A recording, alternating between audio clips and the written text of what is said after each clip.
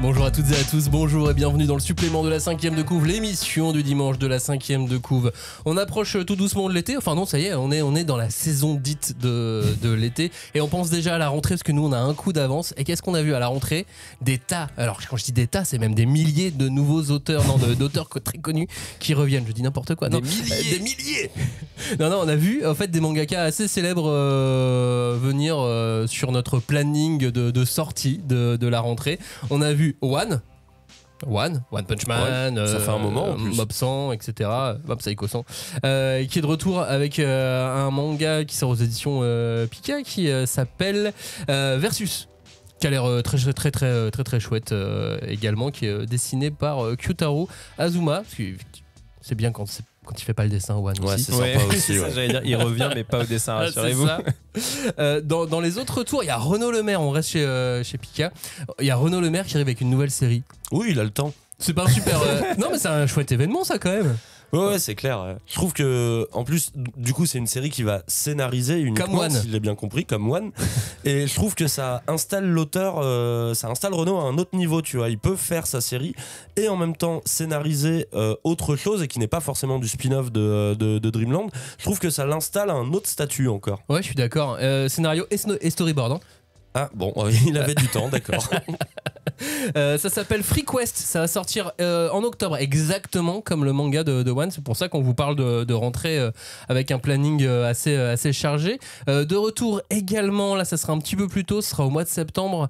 C'est Tetsuya Tsutsui. On attend à chaque fois le nouveau manga de Tsutsui. Là, il arrive avec du thriller social, a priori. Alors, encore une fois, c'est des mangas qu'on n'a pas lus. Hein. On a juste les annonces et les pitchs.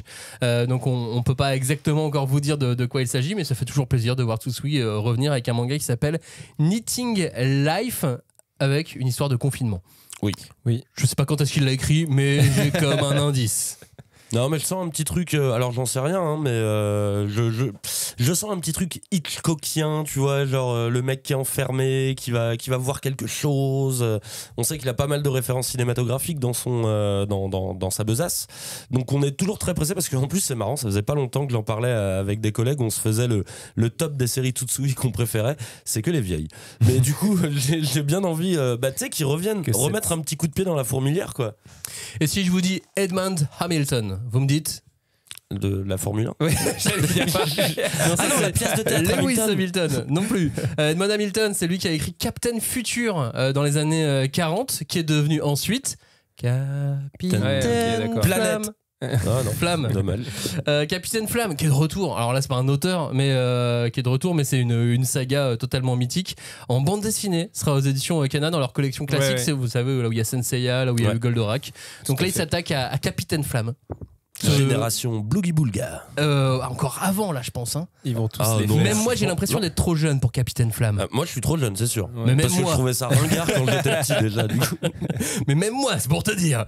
C'est Alexis Talon qui va s'occuper du dessin et Sylvain Runberg du scénario. Et j'ai vu une autre réédition. Alors là, c'est pas un auteur connu qui revient, c'est une réédition, c'est Hellsing.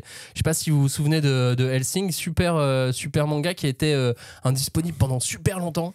Un manga qui a carrément une aura de légende de publication, je trouve, en France.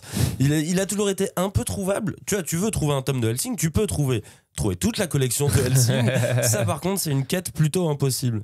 Et là, ça va sortir à la fin du mois d'octobre. Kota Hirano, qui était venu, je crois, en France il y a quelques années à Japan Expo. Japan Expo qui arrive là cette année. Quand il est sorti Drifter, si je dis pas de bêtises, chez Tonka. Ouais, c'est possible. Là, on s'attaque à la mémoire. Là, on est en impro total. On s'attaque à la mémoire de Japan Expo.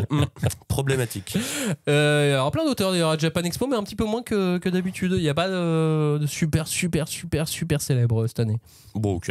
C'est pas grave, il y a plein d'auteurs français. Donc Est-ce qu'il n'y a pas eu un effet, les JO qui ont un peu effrayé? Il y a de grandes chances, et puis il y a surtout Kishimoto c'est ce que j'allais dire. qui arrive un mois après, donc voilà, ça s'est fait. Ils ont préféré pas passer avant. C'est clair, tu m'étonnes. Ils sont dit, vous allez dédicacer à côté de Kishimoto. Non, merci, non, ça va.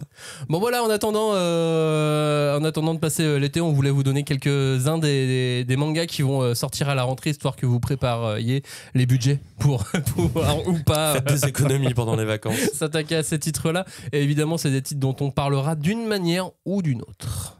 Merci d'avoir écouté le supplément de la 5e de couve et on se retrouve mardi pour parler de bon vieux temps justement. Merci de nous avoir écoutés. Ciao, salut. Salut.